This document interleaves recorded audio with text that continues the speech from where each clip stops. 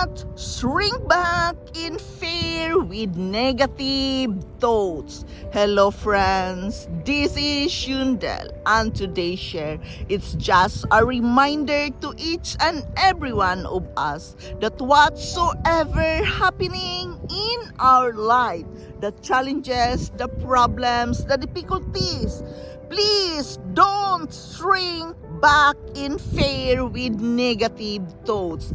Just believe in God. Take it to the Lord in prayer.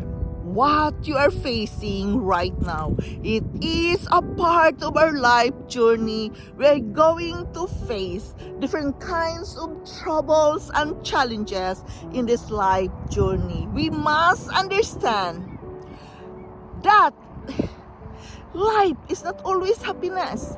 We have to face the struggles, the difficulties, and hardships in life. It is life, and we must learn to embrace that. To do not shrink back in fear with negative thoughts. You must think that you are strong like a lion.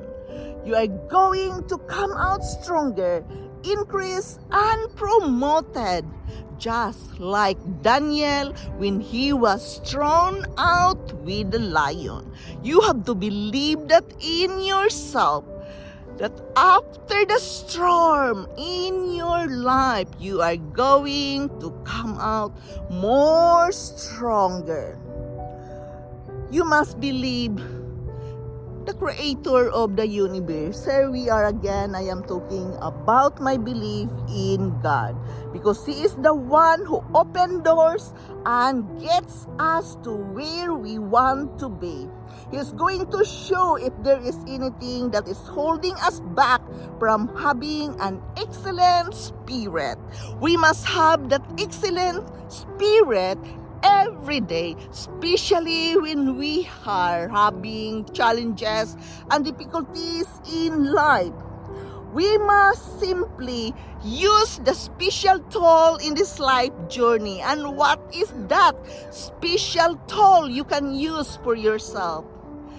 Have a strong faith in you.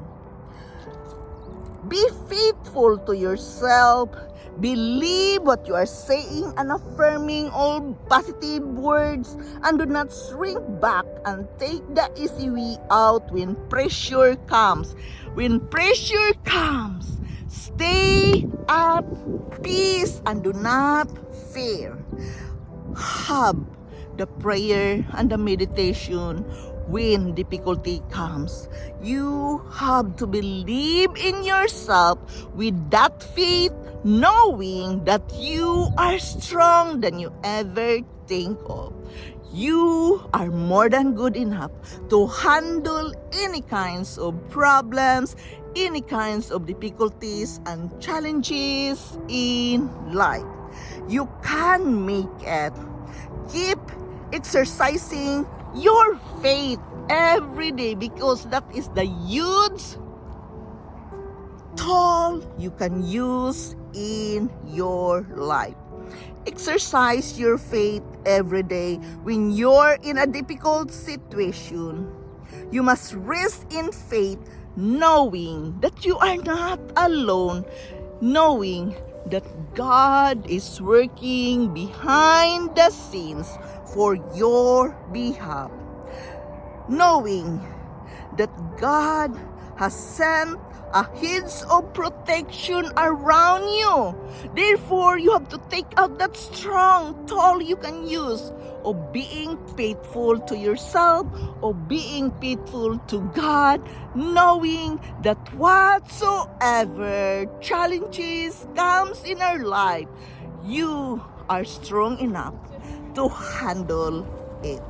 Of course, it seems so heavy. We all have to experience that, and nobody is exempted to experience the challenges and difficulties in life. Each and every one of us have our own struggles to face. But start with your mindset. Think that you are strong like a lion. Think that after the storm, after the hardships, after the challenges, you are going to come out stronger, increased, and promoted. God is in control of your enemies. The trials, the challenges are enemies in our life, and we have to understand that God is in control of all those things.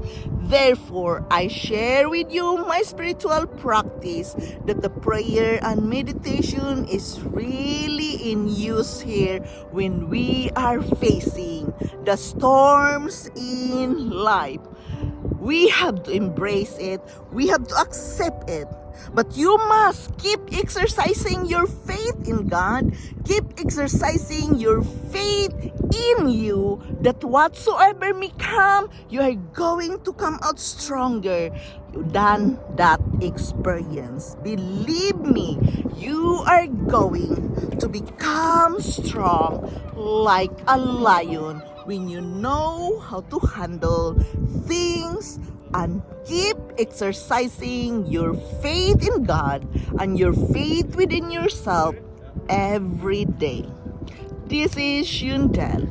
Thank you for listening. Thank you for dropping here in my channel. I am very grateful to each and every one of you. I love you all and bye-bye.